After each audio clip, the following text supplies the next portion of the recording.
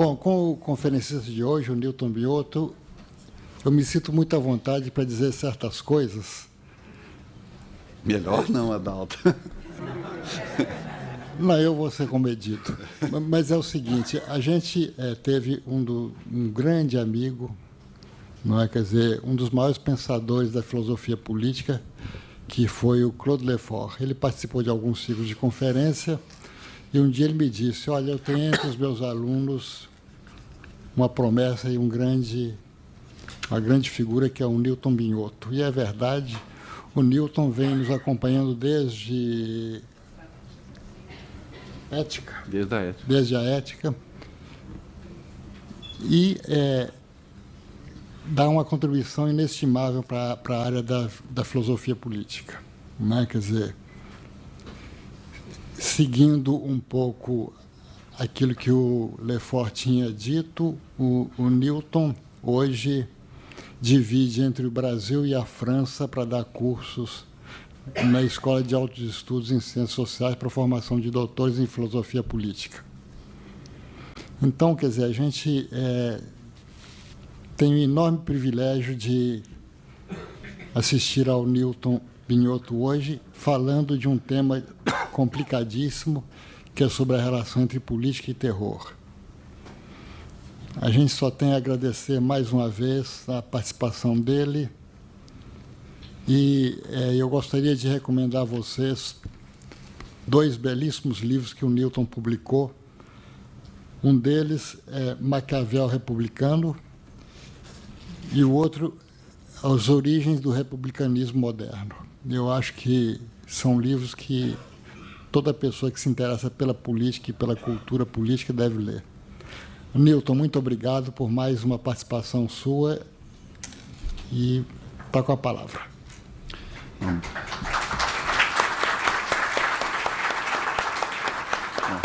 Obrigado, Adalto, como sempre, né? Ano passado, nesse mesmo lugar, já lhes disse que não tem como pagar a dívida que eu tenho com Adalto, pela generosidade dos seus convites, das suas palavras. E eu acho que, na verdade, nós todos temos uma dívida com Adalto, né? Porque ao longo desses anos, né, vários de vocês eu conheço, né, reconheço, porque tem sido, né, um lugar de reflexão no Brasil ímpar, né, pela sua atualidade, pela sua profundidade, né, e essa combinação, né, que o Adalto, né, nos proporciona, de nos obrigar a pensar o tempo presente sem a pressa, né, que caracteriza nossos dias, né, em que a opinião, muitas vezes, né, quer passar por conhecimento, em que a pressa, né, quer passar por precisão. Eu acho que o bom do ciclo do Adalto é que ele nos desafia com temas, né, da contemporaneidade e, ao mesmo tempo, nos obriga a pensá-los, no sentido forte, né, a refletir, a tentar encontrar caminhos, né, para conceitualizar, né, o que ele vem chamando já há algum tempo, que vem norteando já há alguns anos os seus ciclos, que é o que ele chama das mutações. Então, esse ano, né, acho que nós brasileiros todos, né, infelizmente, identificamos, e quase que de imediato, a importância e a profundidade desse tema da violência. Nós a vivenciamos sob várias formas nas nossas vidas, infelizmente, né, não apenas como um problema abstrato, distante, mas como algo que concerne, né, a nós todos, as nossas instituições, as nossas cidades. E, ao mesmo tempo, acho que o convite que o Adalto nos faz, a mim, a vocês, é, bom, dado isso, né, vamos dar um tempo à reflexão. É claro que a violência, quando praticada, quando diante dos nossos olhos, provoca uma reação emocional, não há nada de errado com isso, somos seres humanos, ela nos interpela, mas é preciso também, acho que esse que é o desafio de nós todos agora, né, não confundir, digamos, uma reação sadia até do ponto de vista emocional com, né, a necessidade de pensar suas raízes, encontrar suas raízes, debater suas raízes. Eu vou abordar essa noite com vocês um aspecto apenas, né, da violência, uma das suas fronteiras na política, né, quando ela se torna extrema. É uma convicção de que esse é um risco das nossas sociedades até hoje, e eu vou escolher um caminho porque, enfim, justamente, né, que me parece nos permitiria partilhar um pouco esse debate. Esse caminho vai ser o seguinte: inicialmente eu vou fazer apenas algumas distinções conceituais, enfim, né, vou tratar do terror e não de terrorismo, coisas desse jeito, apenas para precisar, né, o ambiente da conversa. Depois eu escolhi, né, o momento histórico da Revolução Francesa para ser um pouco o núcleo, né, dessa conversa. Alguém pode se perguntar, mas com tanta violência no tempo presente, por que, né, voltar à Revolução Francesa para levar a cabo essa discussão?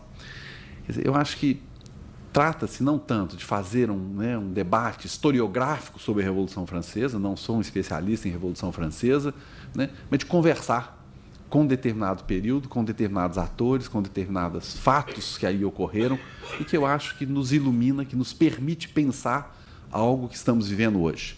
Acho que esse é o papel da reflexão também, saber conversar, né, com outras épocas, até pela diferença, né, pensar o tempo presente. Né? E, para finalizar, eu vou trazer algumas rápidas pinceladas da análise que a Hannah Arendt faz desses problemas e que eu acho que isso permite que nós entendamos algo que se passou naquele momento inaugural da modernidade política, que foi a Revolução Francesa, e que, de formas variadas, chegou até nós. Né? Mas eu queria começar mesmo citando Hobbes. Citando Hobbes porque, né, Hobbes foi um desses pensadores da modernidade que mais se preocupou, digamos assim, com o lugar que a violência ocupa no nascedouro das sociedades políticas, eu quero dizer. Então, essa citação é uma citação, né, eu a escolhi exatamente por ser muito conhecida, é por isso que eu gosto, né, eu vou apenas rememorá-la para muitos de vocês, mas eu acho que ela é interessante, né, para que depois nós continuemos a nossa conversa. Está lá no Leviatã, né, mais do que conhecida, quando ele descreve o estado de natureza, do que se trata. Ele fala, numa tal situação, não há lugar para a indústria, pois seu fruto é incerto. Consequentemente, não há cultivo da terra, nem navegação, nem uso das mercadorias que podem ser importadas pelo mar. Não há construções confortáveis, nem instrumentos para mover e remover as coisas, que precisam de grande força. Não há conhecimento da face da terra, nem cômputo do tempo, nem artes, nem letras, não há sociedade. E o que é pior do que tudo, um constante temor e perigo de morte violenta. E a vida do homem, é solitária, pobre, sórdida, embrutecida e curta. O que me chama a atenção nisso é que, se não soubéssemos tratar-se de um pensador do século XVII, né, tomaríamos como descrição, certamente, de cenas contemporâneas aqui e em outras partes do mundo. Né? Porque não se trata aqui de concordar ou não com as conclusões que Hobbes retira disso, né, a maneira como ele concebe o Estado. Né? O que é inegável, a meu ver, é que o retrato da vida do homem, entregue às suas paixões naturais, se aproxima de forma inquietante de nossas vidas, quando estamos imersos no mar de violência, como nós tão bem conhecemos nos últimos séculos. Se estamos longe de acreditar que vivemos num mundo próximo ao estado natural de Hobbes, né, pelo menos nos tempos de paz, né, não podemos fugir do sentimento de insegurança que a presença da violência produz em nossas vidas. Artifício teórico que seja esse estado de natureza em Hobbes, né, ele nos interpela por parecer-nos exatamente não ser um artifício teórico, por parecer quase uma fenomenologia, né, da vida em comum em determinados momentos. A violência tem suas formas. Ela se exerce no privado e no público.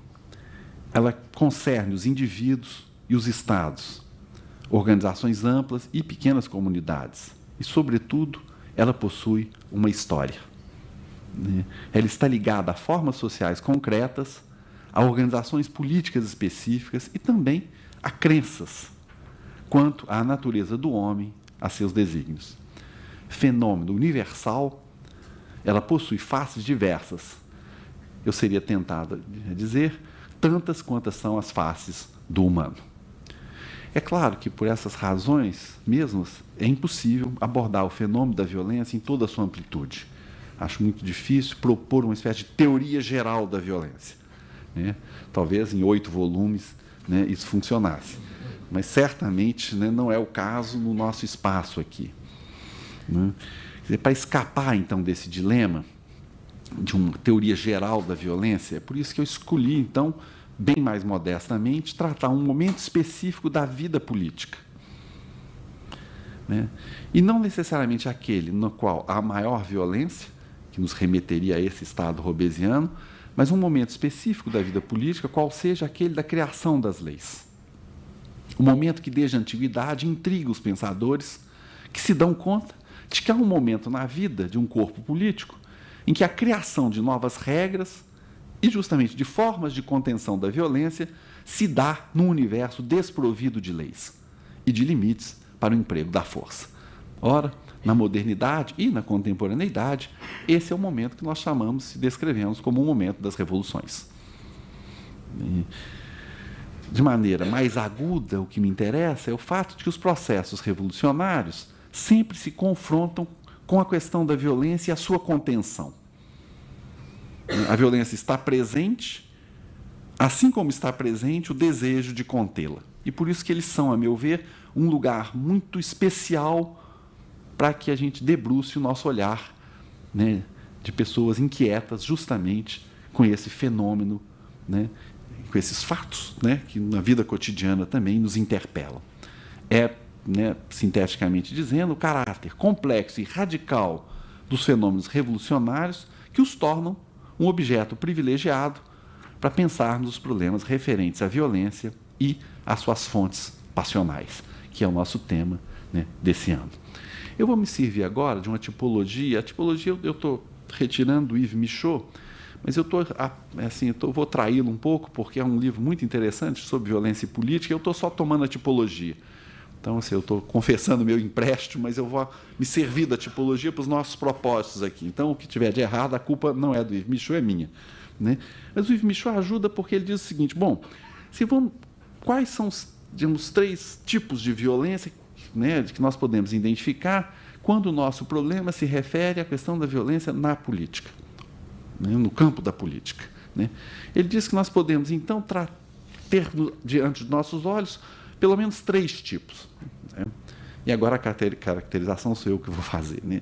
O primeiro tipo, né, é aquele da violência contra o poder, né, típica dos momentos iniciais de um processo revolucionário, em que você ataca o poder, né, e que mais reclama legitimidade ao atacar o poder, né? Não se trata apenas, veja bem, de transgredir a lei, que é uma forma de violência, né? Mas o que me interessa aqui é uma transgressão que quer ser ela mesma motor de uma transformação da lei, né?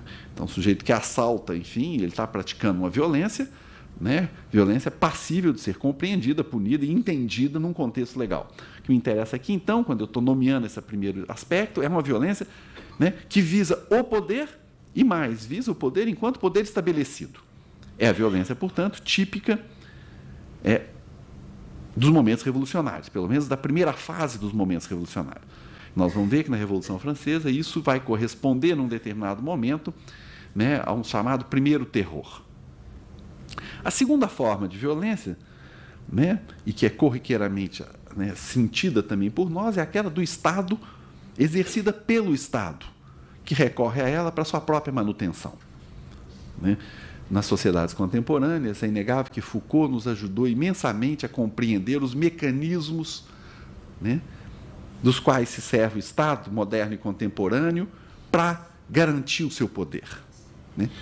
Mas Foucault, que é, né, um grande mestre para nós todos nesse sentido, né, não se interessou tanto, por exemplo, com o que vai ser o meu objeto mais direto, é quando isso é levado ao paroxismo. Quer dizer, Rousseau descreveu nas suas muitas e belas, né, não só obras, mas aulas também, algo que eu poderia dizer muito rasteiramente, como funciona o Estado moderno na sua dimensão, né, de repressão e de fazer valer a lei. Daí a importância do sistema prisional, policial, psiquiátrico e outros, né?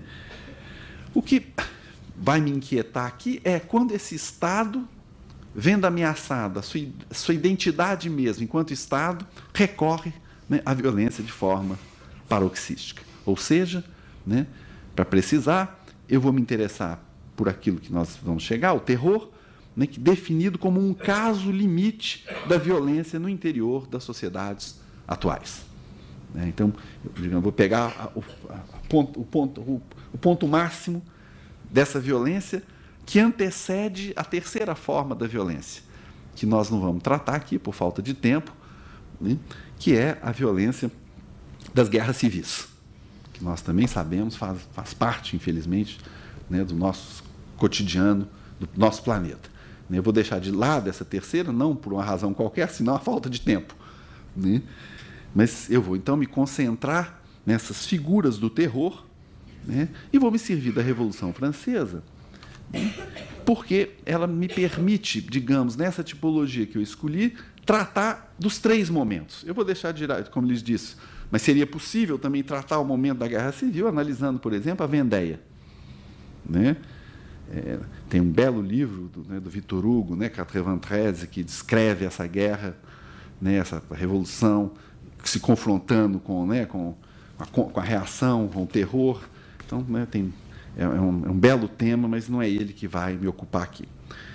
Então, eu começo com vocês no segundo semestre de 1792, em Paris, mais precisamente no dia 10 de agosto. O que é esse dia 10 de agosto? Enfim, né, fazendo um resumo grosseiro aí do momento, é o momento em que vai ocorrer o ataque ao Palácio da Tuileries, que vai, digamos, dar início ao fim da monarquia francesa. É o momento em que, né, uma multidão vai, então, né, forçar e acabar terminando com a prisão da família real, que tentaram escapar, é bom lembrar disso, um pouco antes, né, e o palácio será, então, objeto, né, desses ataques. Tem uma coisa importante aqui para nós, é que termina aqui a carreira de dos grupamentos políticos importantes, né, da primeira fase da Revolução, os Feignants, que acreditavam, como muitos, aliás, diga-se de passagem, que seria possível estabelecer na França uma monarquia constitucional à moda dos ingleses. Esse dia, né, no dia 10 de agosto, é, digamos, né, o término desse sonho constitucional. Uma constituição com um rei morre nesse dia.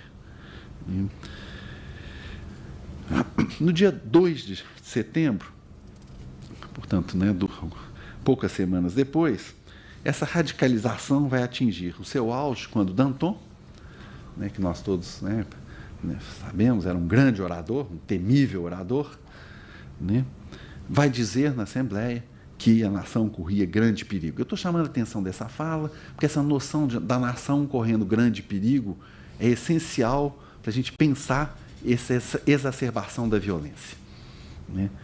Ora, nesse período, uma multidão variada, composta por bandidos e fanáticos, vai, então, atacar as prisões, né, improvisando tribunais populares que determinariam o massacre de muitas centenas de prisioneiros. Até que, então, no dia 21 de setembro, a monarquia será oficialmente abolida e coloca fim, assim, né, não apenas essa primeira fase da Revolução, mas dá início ao fim do que a gente poderia chamar dessa mística da realeza sagrada. Estou copiando aqui um termo que o Walser usa, que eu acho bonito, né, e é disso que se trata, né? Quando, né, Luís XVI é guilhotinado no dia 21 de janeiro, né, guilhotinou-se, claro, né, o indivíduo, mas também, né, a percepção de que tratava-se de uma forma de governo baseada no direito divino, né? É chamado primeiro terror, tá, que é o nosso objeto aqui, essa fase, né?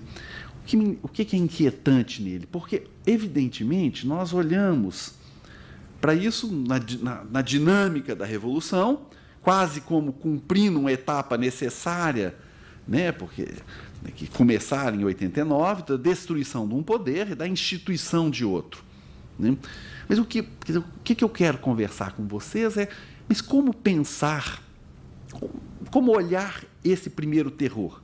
Particularmente, não tanto no fato do aprisionamento da família real, mas de um fato muito mais grave, que aí escapa dessa dinâmica, que é o massacre de prisioneiros. Porque uma coisa é, digamos, a dinâmica de um combate político. Outra coisa é que as prisões parisienses serão investidas por multidões e as pessoas serão sumariamente julgadas e executadas. Como olhar isso, como entender o papel dessa violência, né, que se dissemina e que não pode reivindicar para si nem legalidade, que evidentemente, né, e vocês me dirão, mas trata-se de uma revolução, claro, mas que papel tem no desejo de criar novas leis, executar prisioneiros indefesos? Então, esse é o primeiro ambiente do que, por isso eu estou caracterizando como, claro, o termo eu estou, né, tomando de vários historiadores, né, como um primeiro terror, ou seja, uma violência no interior de um processo revolucionário, mas que não pode ser associada à ideia mesma do processo revolucionário enquanto um processo de criação de um novo homem, de novas leis, de uma nova realidade, né? Ela fratura esse momento, né? Então ela se impõe como uma realidade nela mesma.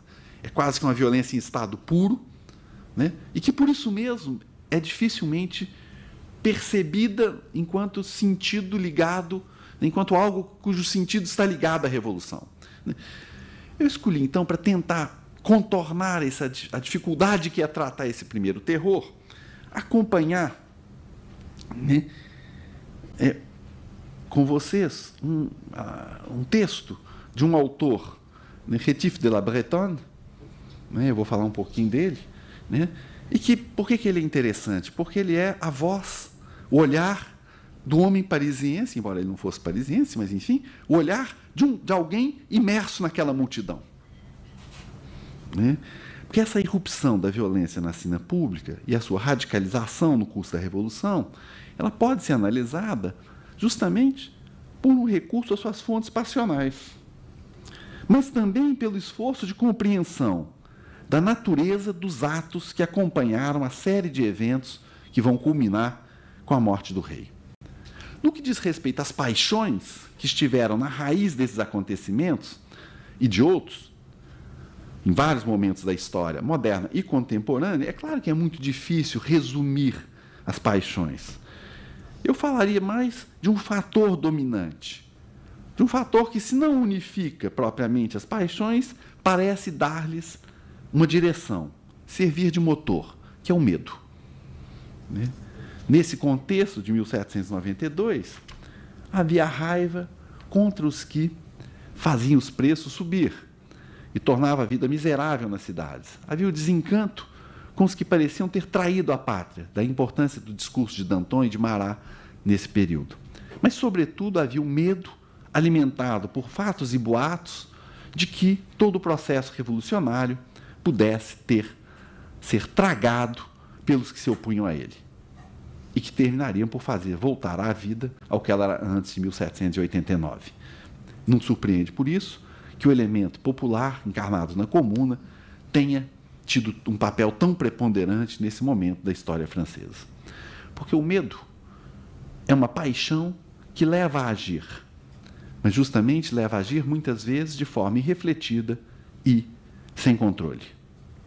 No caso da Revolução Francesa, a revolução contra o poder, né, o primeiro terror, leva ao surgimento tanto de um novo sentimento popular sobre o andamento do processo revolucionário, quanto a uma reflexão sobre o significado de praticar atos que não podiam ser desfeitos, no caso, a morte de um rei, né? O que vê Rétif de la Bretonne? Quem é Rétif de la Bretonne? Ele é um tipógrafo de profissão, mas, na verdade, de origem camponesa, né? Circula livremente pelas ruas de Paris, deixou uma quantidade de escritos enorme, tanto projetos utópicos quanto, enfim, né, poemas não muito bons, diga-se de passagem, né, mas, sobretudo, deixou esse olhar da rua parisiense sobre os acontecimentos, né? Sem ter tido, ele nunca foi um ator político essencial, né, ele enxerga os movimentos das classes populares e procura compreendê-los à luz do que coleta com seus amigos, com seus parceiros e com o que ele mesmo pensa do futuro da sociedade. Assim, por exemplo, na véspera do dia 10 de agosto, quando o Palácio da Tuileries seria atacado, ele estava ali passeando, né, e dizia, né, que uma crise violenta se preparava. Ele intui. Né, esse texto ele escreveu como uma forma de diário. Ele intui isso. Né. Ele produz, então, né, Rétif de la Bretonne, um relato inquietante que mistura suas próprias paixões, perversões, que, aliás, vão contribuir para a sua má fama enquanto escritor, né, e uma narrativa dos acontecimentos do ponto de vista de alguém que os vê, né, e que não necessariamente os entende. Né, mas ele pretende, ao mesmo tempo, descrever fatos e analisá-los. Assim, pensando no dia 10 de agosto, ele vai dizer o seguinte: ó, meus concidadãos, diz ele, né, uma coisa que causa vossa infelicidade é a incerteza dos que temem os desdobramentos da Revolução. Assim, esse ato claramente político, a seus olhos, né, de destituir a monarquia, é uma forma de violência que se justifica no interior de uma sociedade que não quer retornar à sociedade, a suas formas anteriores. Né? Então, ele é um revolucionário convicto, não que tenha tido um papel, mas ele adere à revolução. Então, quando ele vê que a família real está sendo expulsa, que ela está sendo aprisionada, ele vê como algo próprio de uma revolução, tal como ele a compreende. Nós estamos no dia 10 de agosto. Então, esse homem que gosta dos jacobinos, aliás, que se identifica com eles. E diz mesmo coisas típicas da fala jacobina, já quando ele fala: os refratários são todos dignos de morte, pois eles causam o maior dos males, a divisão. Lembrando que a Revolução Francesa foi esse momento de grande paixão pela unidade. Que vai tanto, unidade que, aliás, o gosto pela unidade vai tanto fraturar, né, os franceses desse período. Mas ele vai, então, continuar circulando pelas ruas. Né? Ele diz, então, isso, que a grande paixão dele é a unidade da França. Mas daí vem, né, o dia dos massacres. Né?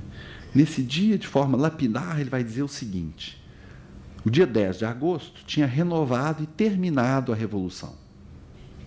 Completado a Revolução. Mas ele continua: os dias 2, 3, 4 e 5 de setembro jogaram sobre ela uma sombra de horror. Então, é esse homem da rua, né, com paixões inconfessáveis. Rétif de la Bretonne tem uma fascinação por crimes sexuais, enfim.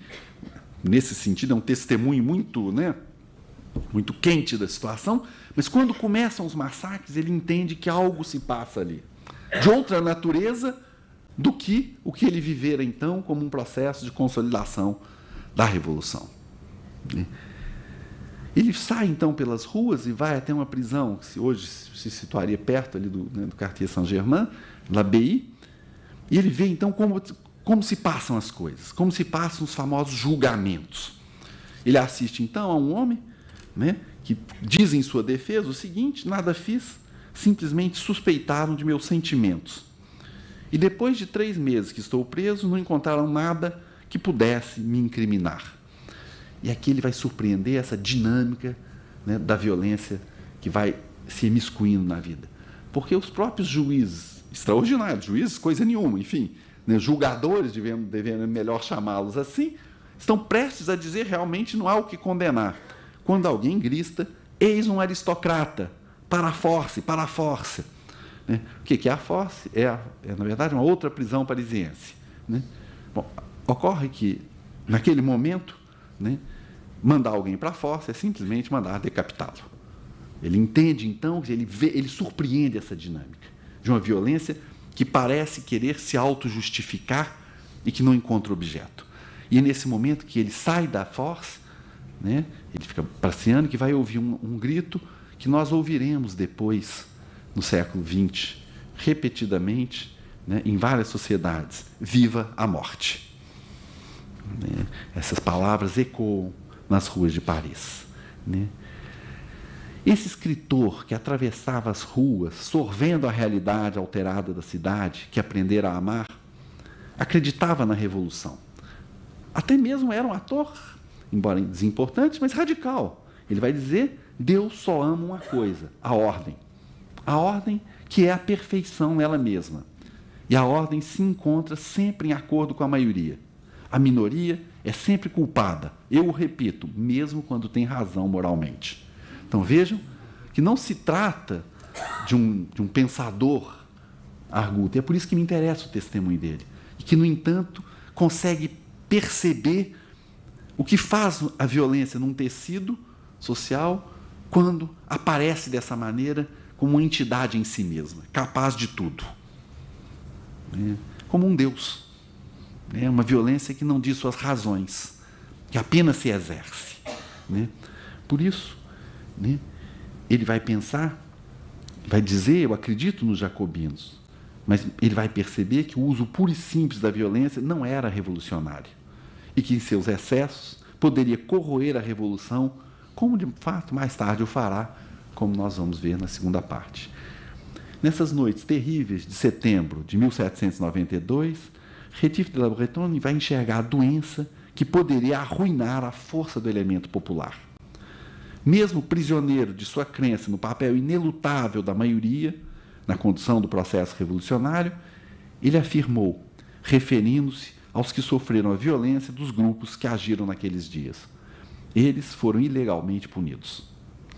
Isso não desculpa seus assassinos, que, ao massacrá-los, subverteram todas as leis da sociabilidade.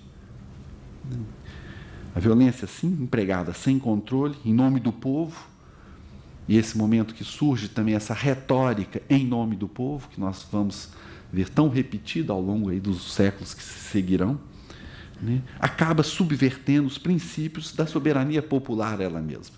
E aí Rétif de la Bretonne vai dizer: era o povo que reinava naquela noite e que, por um horrível sacrilégio dos agitadores, se transformou em déspota e tirano. Praticada sem amparo legal, entregue aos agentes sem controles da rua, para Rétif, a violência poderia se tornar um instrumento da destruição da revolução ela mesma. Observador das ruas, ele soube compreender que a violência, que se alimentava de paixões comuns que se encontram em todos os grupamentos humanos, pode, no entanto, produzir o estranho casamento entre a violência sem sentido dos prisioneiros e o habitante assustado e perdido das ruas. E aqui tem um segundo relato que me parece muito impressionante, que ele, um passeador, enfim, ficava rodando o dia inteiro, alguns diriam atrás de confusão, mas, enfim, ele vai ver, então, o seguinte, uma pessoa correndo pelas ruas, fugindo, enfim, de um grupo armado. E ele descreve o seguinte: um homem que não fazia parte dos assassinos, portanto, um popular, mas era uma dessas máquinas sem reflexão. Como existem tantas, o deteve com sua lança. A violência se beneficia tanto do aguçamento dos conflitos, provocado pelo medo, quanto do vazio. Isso que ele chama de máquinas sem reflexão introduzem, a meu ver, uma outra fonte na produção da violência: a paixão fria e vazia da ação sem sentido, integrada no simples fluxo da cidade enlouquecida por seus fantasmas. Talvez fosse ir longe demais, mas pelo menos me pareceu, talvez pareça também a alguns de vocês, uma figuração primeira daquilo que Hannah Arendt mais tarde vai chamar do vazio de pensamento. Esse homem solitário das massas, que no contexto é verdade, ainda restrito, a gente não pode falar de uma sociedade de massas naquele momento, mas que, para além da perplexidade que isso causou a esse escritor camponês, nós podemos intuir que o homem de massas, a máquina vazia, que não se opõe e nem compreende a violência que o circunda, mas que mesmo assim reage e age, e por vezes ajuda a propagar os atos mais terríveis. Nós assistimos ali o momento inaugural, a meu ver, de uma nova forma de violência política, que, em nome de uma ideia supostamente associada aos progressos da razão, reduz o inimigo a uma coisa que pode e deve ser esmagada. Vamos abandonar o nosso Rétif de la Bretonne. O tempo está correndo, É claro que há uma pergunta que começa, que está rodando o tempo todo, que é quando é lícito recorrer à violência, né? Quando o povo pode agir segundo seus princípios e de forma violenta. Essas perguntas, né, é claro que elas estão voltigeando aqui, né? O problema, e aqui eu estou seguindo um ótimo autor, Colin Lucas, que ele diz o seguinte, que o problema da violência popular pode ser posto, o problema, não a solução do problema, o problema pode ser posto da seguinte maneira, né? No coração do problema da violência na Revolução, reside o problema da dualidade da violência, seu duplo caráter de ser, ao mesmo tempo, algo que purifica e consolida e algo que contamina e dissolve. Por isso que é tão difícil, né, pensar numa teoria geral da violência. Porque, quando posta ao lado da política, ela nos traz e traduz toda a ambiguidade da própria política, né? E, mais ainda, toda a dificuldade, né, de um momento revolucionário, né? Eu vou deixar de lado, né, mas que faria sentido no nosso percurso, né, como se justificou, né, como foi debatido, como foi pensada a morte de Luís XVI. Né? Visto de fora, a gente pensa, bom, o rei tentou fugir, descobriram as cartas lá no palácio, nunca vi burrice igual também, o cara, né, guardar carta de conspiração num cofrinho, né? Enfim, não é uma boa ideia, não era um bom conspirador. Pois bem, pegaram, né, condenaram, né, e ele foi executado. A questão é, executado segundo quais leis? Não havia uma Constituição vigente. E Luís XVI, mesmo nessa tópica clássica do pensamento político ocidental, do tiranicídio, né, se empregava largamente a acusação de que Luís XVI era um tirano, né? Mas ele era um tirano de que tipo? O que poderia justificar? Não pela usurpação, o tirano clássico, ele é tirano porque ele usurpa o poder, mas Luís XVI não usurpara o poder propriamente, né? E certamente não era o único culpado pelas violências. Então, o julgamento de Luís XVI é muito interessante nesse sentido, como, né, nós podemos praticar essa violência suprema, que é matar um rei. Os medievais, né, mas não apenas, os antigos já haviam ensinado como matar um tirano. A pergunta que a Revolução Francesa fará é como matar um rei. Porque a morte de um rei quer significar algo além da morte de um mau governante. Quer significar o nascimento de uma outra época. E aqui, né, nós vamos ter, vou passar com vocês a segunda parte dessa investigação, dessa caminhada pela Revolução Francesa, que o nosso personagem central vai ser, então, Robespierre. O contexto poderia nos levar também a investigar a Guerra Civil, que foi um acontecimento determinante, né? Mas nós agora nos aproximamos, esse primeiro terror vai se converter, então, numa forma de violência praticada por aquele que detém o poder. Né? Que detém o poder, e o marco original, nós vamos soltar um ano, é a chamada Lei dos Suspeitos, que seria promulgada, então, no dia 17 de setembro de 1793, portanto, um ano depois, praticamente, da abolição formal da monarquia. E o que é importante, de novo, nessa lei, que ela também nos soa quase familiar, porque, segundo ela, podem ser presos os que não possuíam um certificado de civismo, que era dado pelas seções da Comuna, né, ou os que defendiam posições sediciosas.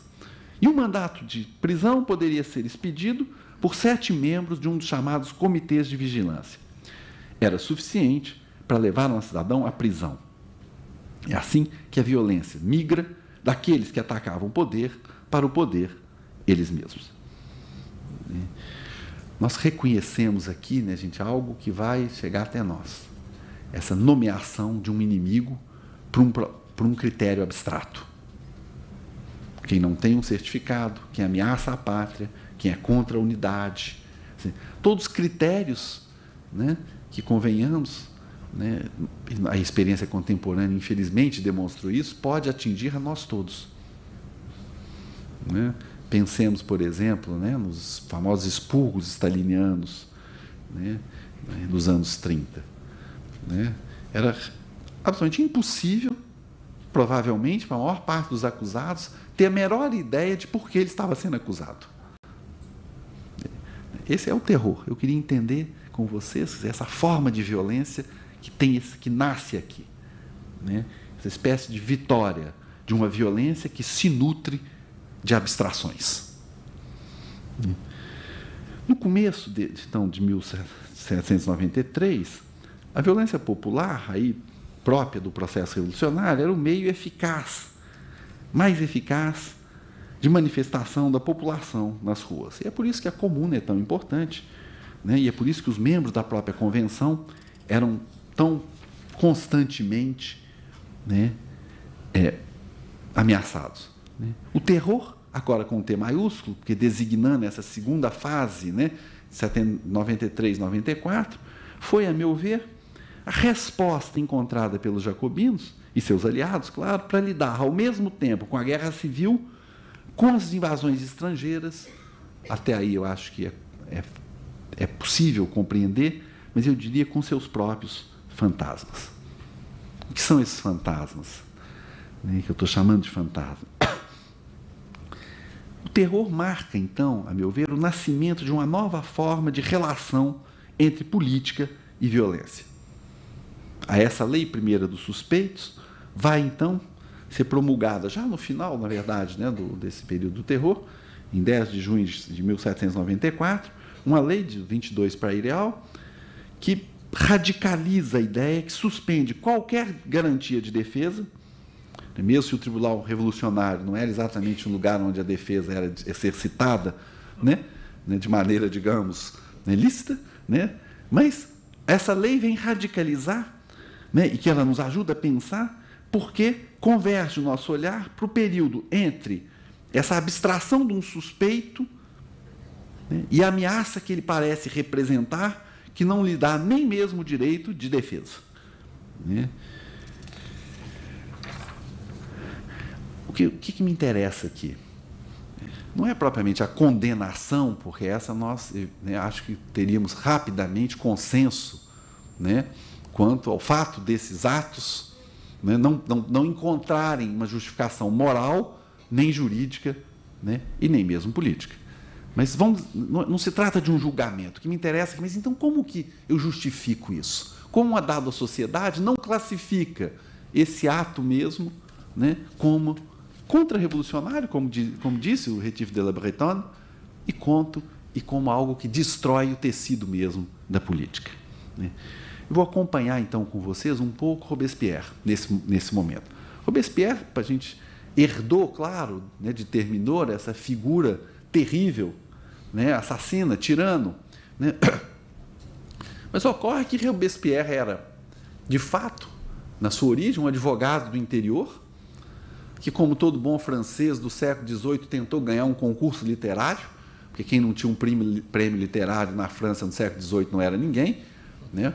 O que fez com que tenham havido concursos literários, né, a rodo, né? E o Robespierre conseguiu um, viu, gente? Né? Esse menino, ele saudou Luís XVI. E se nós acompanharmos ele lá no começo da Revolução, quando aqueles grandes oradores, Mirabeau, né, Danton, né, próprio Marat, né, Robespierre era um tímido deputado, pouco conhecido. Então, o que eu estou sugerindo aqui? Não é um bom caminho, né, a pergunta pela psicologia desse homem chamado de incorruptível, e que tinha uma vida pessoal modesta, de fato. Danton não. Danton fez a revolução e depois caiu na farra, né? Já fizemos a revolução, enfim, vamos ter uma vida alegre, né? Não, Robespierre era, de fato, um homem, enfim, privado, obscuro quase. Então, o que eu estou sugerindo aqui, né? Qual era a paixão desse homem? Hoje nós somos muito tentados, até pela maneira como a mídia trata, às vezes, a buscar essa paixão do privado como explicação causal da ação pública. Robespierre desmente isso, né? Até porque, do ponto de vista rigorosamente historiográfico, nós sequer sabemos, nós não temos documentos para saber quais eram as paixões desse homem. Então, o que nós temos que ir atrás? Das suas paixões públicas, do seu discurso, de como ele pensa a radicalização da violência e da punição, né, daqueles que ele nomeia como inimigos.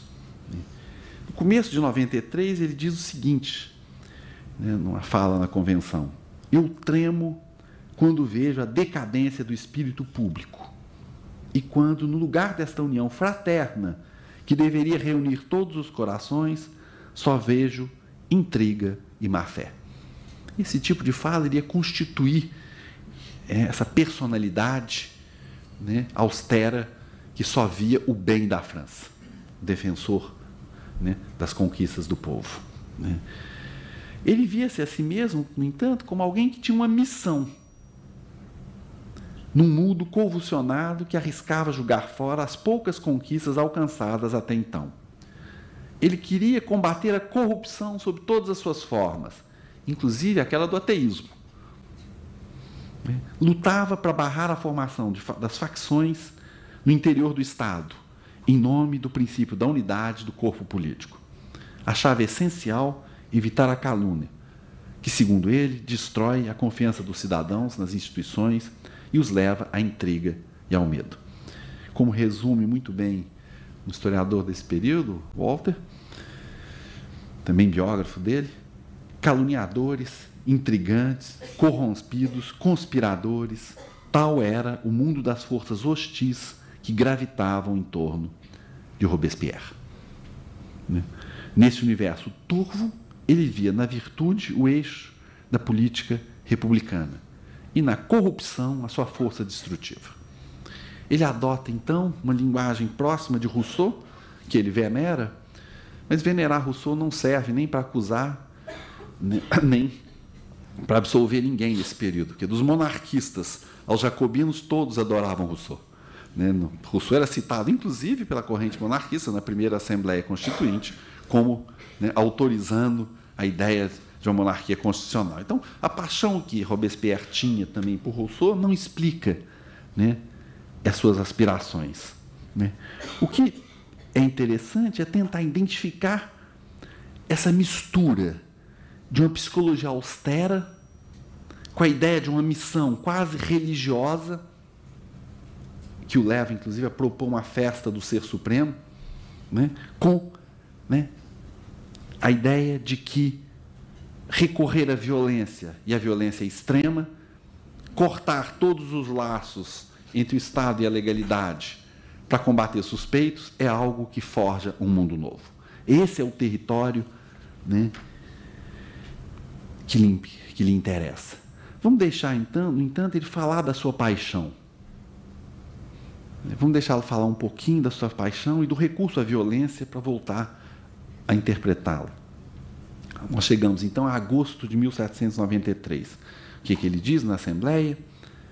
Que a espada da lei, planando com uma rapidez terrível sobre a cabeça dos conspiradores, encha de terror seus cúmplices. Que esses grandes exemplos aniquilem as sedições pelo terror, que inspirarão a todos os inimigos da pátria. Tem uma semelhança curiosa desse discurso com o discurso que o Savonarola faz, lá no Renascimento, em 1494, quando ele diz palavras muito próximas que o Senhor plana sobre nossas cabeças com a sua espada e punirá aqueles que não souberem escutá-lo. Essa fala messiânica do Savonarola, em 1494, encontra um eco estranho nesse homem político, diante de uma assembleia que o escuta temerosa. Em dezembro de 1793, a situação na França até melhorou. Os ataques nas fronteiras haviam sido barrados. Era um ano que, por incrível que pareça, teve uma colheita boa, portanto, havia uma perspectiva razoável de que, enfim, a fome diminuiria. E até ele, Robespierre, que continua a conclamar os puros de coração, parece um pouquinho animado. Parece um pouquinho animado, mas continua a reagir, por exemplo, contrário a qualquer pedido de clemência, como fora feita por Camille de Desmoulins, que seria logo depois guilhotinado, porque não se poderia confundir um Estado democrático, segundo ele, já fundado e vivendo em paz, com um Estado em processo revolucionário e em plena fundação. Então, por isso que esse momento é especial. Esse momento que dá origem a tantos temas. né, do estado de exceção, né, da suspensão das garantias, como fora feito. Quer dizer, Robespierre está em pleno coração desse turbilhão da formação das leis, né? Ele diz, então para que serve o governo nesse momento? Ele diz, o governo revolucionário deve aos bons cidadãos toda a proteção nacional. Até aí está indo bem, né? Ele completa, ele deve aos inimigos do povo a morte. Né? A lógica que Carl Schmitt depois vai, né, tão bem distinguir do amigo e do inimigo, aqui encontra a sua figuração máxima. Né? Se não o fizer, diz ele, ao indicar os deveres do governo revolucionário, nós marcamos suas etapas. E continua, quanto maior é seu poder, mais sua ação é livre e rápida, mais ele deve ser dirigido pela boa-fé. Finalmente, já com o terror implantado, o Tribunal Revolucionário, né, exercendo, né, a sua violência sem medida, ele vai, então, finalmente dizer, quem sabe nós podemos até pensar no fim da Revolução. Porque esse é um grande tema da Revolução Francesa, eu diria um grande tema de todas as revoluções. Quando, afinal, nós paramos uma revolução? Nasce aqui, gente, um tema que depois nós vamos reencontrar na Revolução Russa, o tema da Revolução Permanente. Né? A resposta, por exemplo, na Revolução Francesa, de alguém como Condorcet, ele dizia, bom, se o rei já morreu, se nós podemos fazer uma constituição que reinstaure um Estado, eis o fim da Revolução. O problema é que Condorcet, coitado, também será morto em 1494, né, pensava que a Revolução tinha como objetivo fazer uma Constituição. Né? Robespierre pensava que devíamos sim fazer uma Constituição, mas antes exterminar todos os inimigos do povo. É essa passagem de algo compreensível, digamos, aos olhos da razão, que é fazer uma Constituição, para algo totalmente abstrato, que vai marcar esse mergulho no terror. Né? Terminar com todos os inimigos do povo. Mas quem são os inimigos do povo? E quando eles terão sido extintos? Com qual metro nós podemos medir que os inimigos do povo foram exterminados? Nós vamos ver, por exemplo, com Stalin a mesma coisa. Os inimigos da Revolução se multiplicam, exatamente porque não há nenhum critério objetivo que os designe. Por isso, ele vai dizer, agora nós estamos em 5 de fevereiro, nós queremos, em uma palavra, preencher os votos da natureza, cumprir os destinos da humanidade, manter as promessas da filosofia, absolver a providência do longo reino do crime e da tirania. Né? E aí aparece uma frase que ele copia de Montesquieu, por incrível que pareça. Ele descreve, então, e vai dizer, essa virtude que é nada além do que o amor à pátria e às suas leis. Essa é uma frase de Montesquieu. Né? Então, tudo parecia indicar que, naquele momento, né, ele havia, então, digamos, feito esse caminho em direção à ideia do fim da Revolução. Né? Mas aí, ele, no mesmo discurso, ele dá um piparote, nós diríamos lá em Minas. Né? Se o fundamento do governo popular, diz ele, na paz é a virtude, o fundamento do governo popular na Revolução é, ao mesmo tempo, a virtude e o terror. A virtude, sem a qual o terror é funesto, o terror sem o qual a virtude é importante. O terror, então, diz ele, não é outra coisa do que a justiça pronta, severa e inflexível. Ele é uma emanação da virtude. Ele é menos um princípio particular do que uma consequência do princípio geral da democracia aplicado às necessidades urgentes da pátria. Nós estamos aqui, então, no coração desse momento que faz nascer essa ideia da política como purgação dos males. O terror sendo essa ferramenta do nascimento do novo homem, ferramenta do nascimento da nova política, né? Todas as entidades que aparecem como sendo, né, entidades ligadas à própria Revolução. Né? Domem pelo terror os inimigos da liberdade, diz ele, e terão razão enquanto fundadores da República. Porque, numa república, os únicos cidadãos são os republicanos. O que me interessa aqui, né, essa ideia de uma forma de violência, né, que penetra o corpo político e que faz com que nenhum cálculo racional dos indivíduos, de nós aqui, nos permita dizer até mesmo como escapar dessa violência. Somos todos potencialmente, sem que saibamos por quê, inimigos do Estado e da Revolução. É isso que é o terror. É a suspensão até mesmo da possibilidade do cálculo racional pela sobrevivência. Em Saint-Just, né, esse jovem companheiro de Robespierre vai dizer isso. Quer dizer, aqueles que se calam também são culpados. Né? E aqueles que se lançam na ação podem ser culpados se não agirem segundo, né, os desejos desse povo agora transformado, não mais naquele habitante da rua que Rétif de la Bretonne vira produzir um primeiro terror, mas num abstrato, né, que serve para nomear inimigos. O terror não foi construído assim pela simples presença do medo na cena pública, mas pela infiltração dele em todos os poros da sociedade. Foi o seu caráter, ao mesmo tempo difuso e onipresente, que faz dele uma ferramenta eficaz de governo. Ora, né, tem um belo livro do Orlando Figes, que foi traduzido como Os Sussurros, eu acho, no Brasil, porque originalmente eram Os Sussurradores, mas a tradução brasileira deu uma adaptada para não ficar feio o título, mas que é muito impressionante, que ele relata isso, quer dizer, como viver na União Soviética dos anos 30. Ele dizia que as pessoas tinham medo de falar por causa das palavras, então foi a época dos sussurros.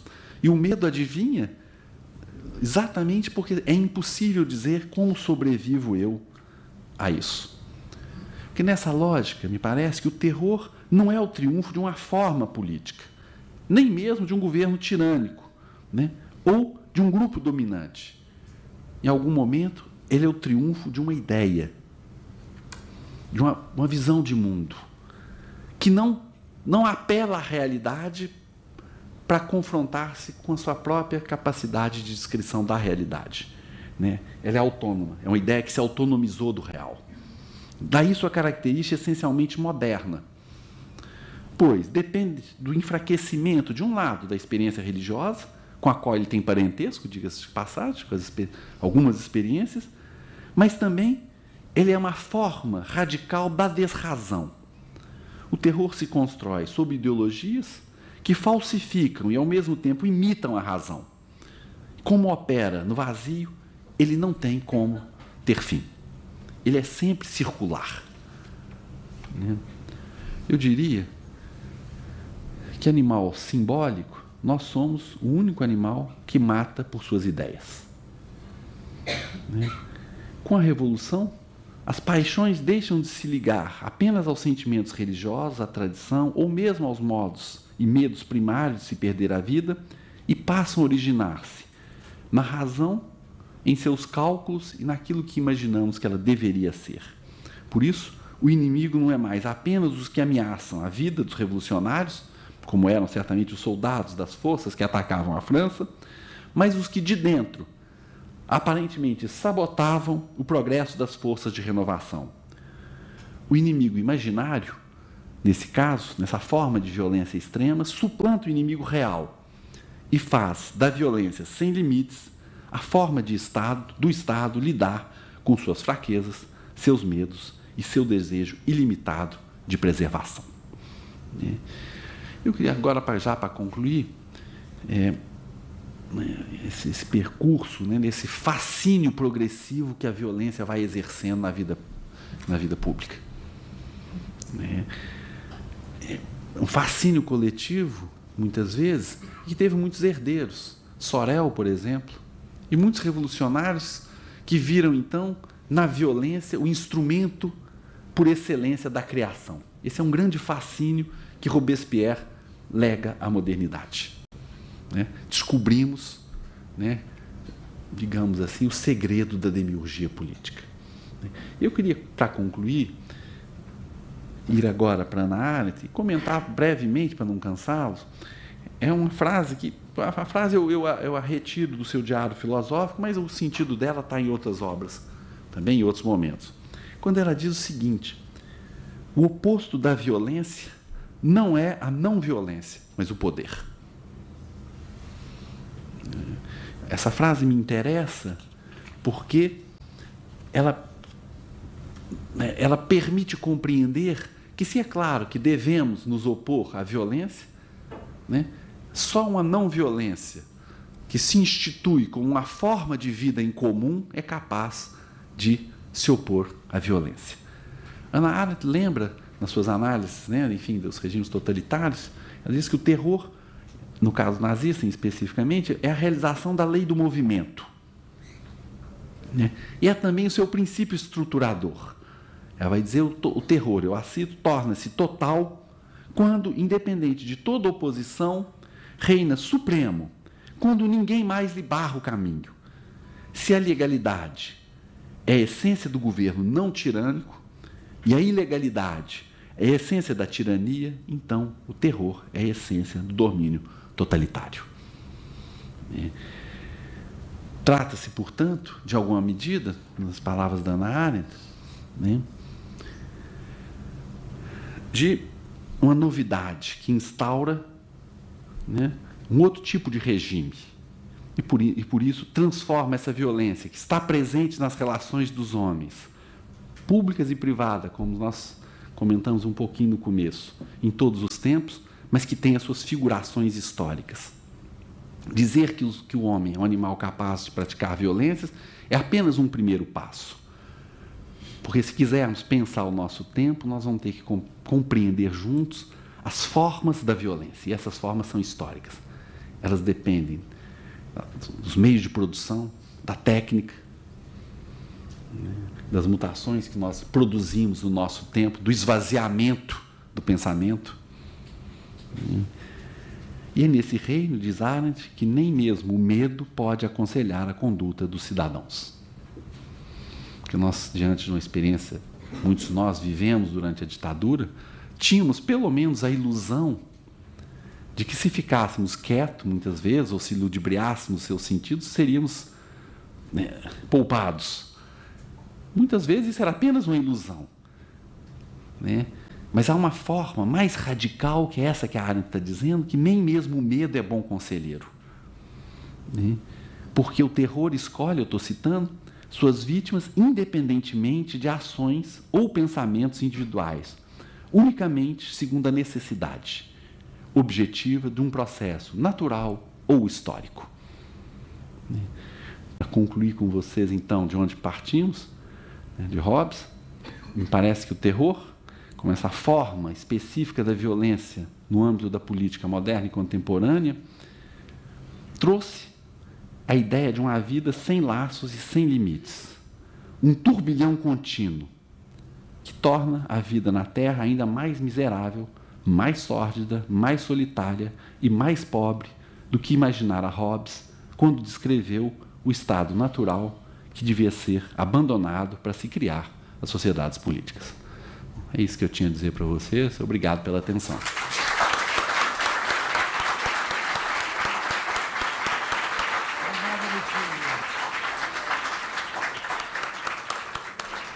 Bom, eu agradeço imensamente ao Newton pela conferência, belíssima conferência, e convido vocês para a conferência da Algária Matos na segunda-feira. Muito obrigado.